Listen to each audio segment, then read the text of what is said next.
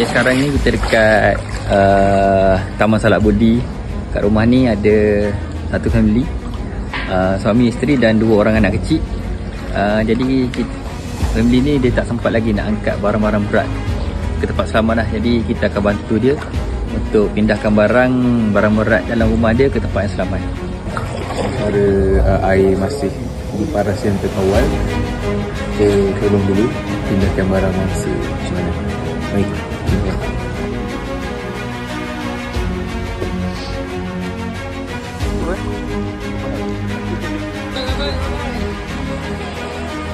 Selamat. Perwira. Perwira, terima kasih.